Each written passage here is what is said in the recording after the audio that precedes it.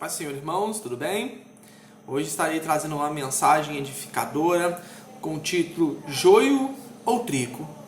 Quem é você? Eu convido você a abrir sua Bíblia em Mateus, no capítulo 13, nos versículos 24 e 26, para que a gente possa estar meditando na palavra do Senhor. E diz assim: propôs-lhe outra parábola, dizendo: o reino dos céus é semelhante ao homem que semeia a boa semente no seu campo. Mas, dormindo os homens, veio o seu inimigo e semeou o joio no meio do trigo e retirou-se. E, quando a erva cresceu e frutificou, apareceu também o joio. Irmãos, para que a gente possa entender, eu vou explicar um pouquinho sobre essa história. É uma parábola, né? Parábola é uma história fictícia que Jesus Cristo contou para ilustrar uma situação que é o que nós vamos trabalhar hoje. Jesus contou uma parábola dizendo que o reino do céu é semelhante ao homem que semeou boas sementes em seu campo. Nós trabalhamos numa área rural, né? Nós vivemos numa área rural e muitos da nossa igreja trabalham nessa área rural e estão acostumados com essa realidade. E aí, o que acontece? Essa boa semente que um homem semeou, ela representa o trigo, tá? Uma noite, enquanto todo mundo dormia, veio um inimigo desse homem e semeou sementes ruins no meio do trigo. Essas sementes ruins eram sementes de uma erva daninha. E nessa parábola, nós conhecemos como joio. E ela é utilizada, e ela ocorre, né, e existe até hoje. Amém? Eu vou colocar vou deixar um vídeo para vocês verem agora, e em seguida nós voltamos com a mensagem do Senhor. Olha lá, pera aí, ó. Achou outro joio? Ó, então isso aqui é um... Esse aqui é o trigo. Esse é o joio, né? Então vou mostrar aqui pro Esse pessoal. aqui é o trigo. Então olha lá. Esse é o joio e esse é o trigo. Olhando, aparentemente não há diferença nenhuma, ambos são iguais. Ó, agora onde você vê a diferença? Vamos lá, Mandemir. Esse é o joio. Aqui, ó. Aí, ó. O joio, ó, olha, ele não tem nenhuma semente, ó. Não tem fruto Tá nenhum. vendo? Só palha. Ele não tem fruto, só a palha só. Agora o E ele trigo. vai gastar o adubo, agora esse aqui é o trigo, ó. Aonde está a diferença do joio pro trigo? Aí, ó. Aí, ó. O alimento nosso aqui, ó. É que o trigo ele deu fruto, o joio não. Rapaz, Isso dá uma pregação. pra aplaudir de pé, hein? Vocês viram que interessante, irmãos? Como que o agricultor, nesse caso, tem uma habilidade de diferenciar o joio do trigo? É assim que nós precisamos de entender também. Sinceramente, eu não conhecia essa realidade, essa diferença assim, do joio e do trigo, e inclusive, aparentemente, nos engana, né? E é uma realidade. A ideia do joio é enganar aquele que está buscando o trigo. E nós vamos ver o significado da parábola do joio e do trigo.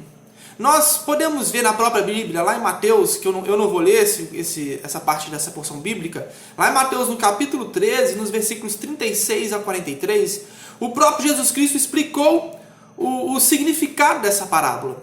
Ele diz que aquele que semeia a boa semente é o Filho do Homem. Portanto, é ele mesmo, ele está falando dele mesmo, estamos falando de Jesus. Quem semeia a boa semente, o semeador, nesse caso aqui, se chama Jesus Cristo, tá?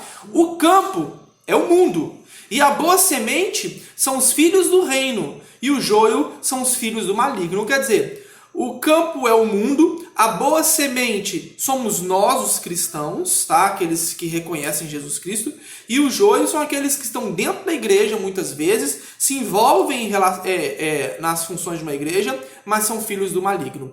E o inimigo que semeou o joio não tem outro nome para dizer, é o diabo, tá?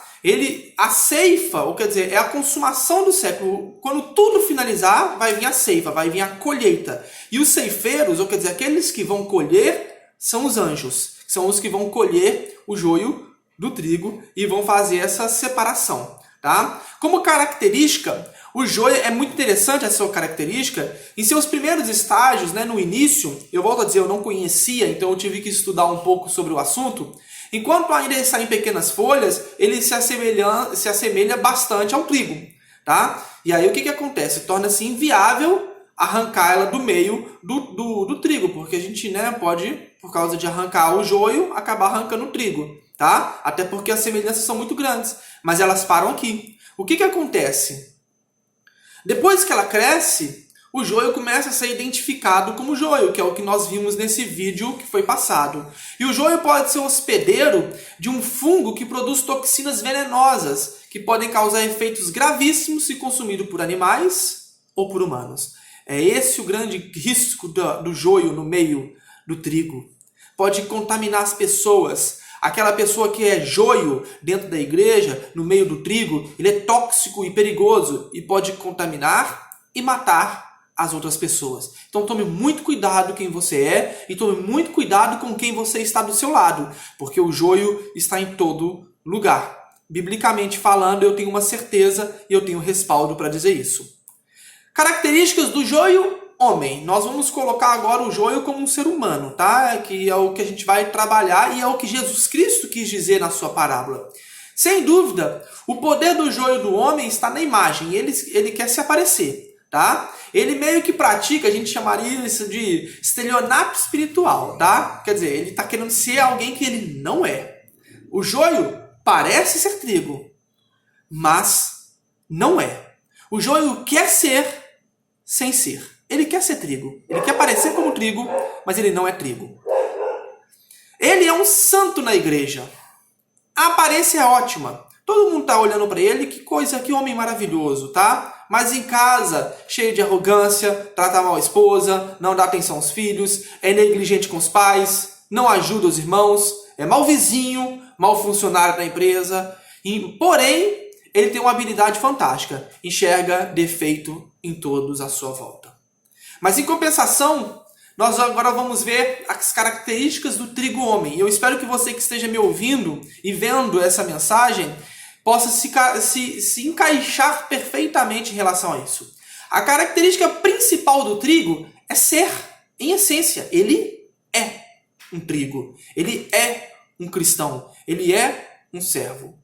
Tá? Isso faz referência, e é lindo dizer isso faz referência ao próprio Deus, que assim se define lá em Êxodo, no capítulo 13, versículo 14, quando Moisés pergunta: Senhor, como eu vou te apresentar para os egípcios? Aí ele diz assim: diga ao povo que eu sou o que sou.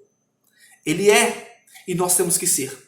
Ele é Deus, nós temos que ser cristãos, servos do Deus vivo. E a maior virtude dos filhos do reino é o amor. O que caracteriza o povo de Deus é o amor. Por isso estão cheios de misericórdia e perdão. E a gente tem que estar sempre cheio disso. E eles sabem, automaticamente, nós, né, não eles, nós sabemos que nós só somos o que somos, né? É aquilo que fala, né? O trigo, né? O homem trigo, ele sabe o que ele é. Nós só sabemos o que somos pela graça de Deus, que levou o nosso pecado sobre si. Então, se nós temos alguma característica boa, que fique muito claro, é por causa de Jesus Cristo, que nos purificou de todos os pecados. Amém?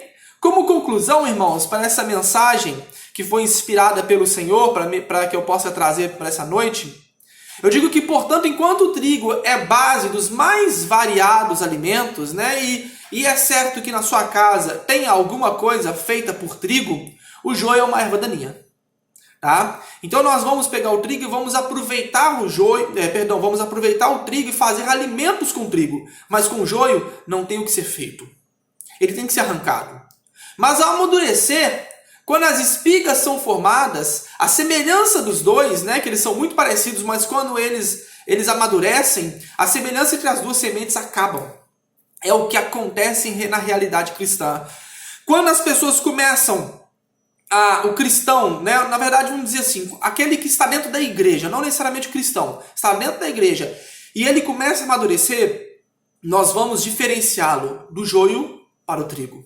E é aí que a gente vai reconhecer quem essa pessoa é. Por isso que é importante que a gente sempre esteja amadurecido diante do Senhor. Porque quando há amadurecimento, as semelhanças que existiam entre as sementes se acaba. A semelhança que existia entre o joio, o homem, e o trigo, o homem, se acabam. Sabe por quê? Porque no dia da colheita, nenhum ceifeiro, tanto na colheita terrena do homem, tá? Quanto na colheita espiritual, aonde vão ser os anjos, nenhum ceifeiro comete o erro de colher joio no lugar do trigo. Então que fique muito claro, no dia da colheita só sobe quem for trigo e o joio ficará. Quer um respaldo? Quer entender isso? Quer acreditar? A palavra do Senhor confirma isso constantemente sobre as nossas vidas. E olha o que ele diz para que a gente entenda. Ele finaliza a explicação dessa parábola do joio e trigo. O próprio Jesus Cristo, concluindo essa parábola com conhecidas palavras. Nós já usamos elas várias vezes, talvez a gente não saiba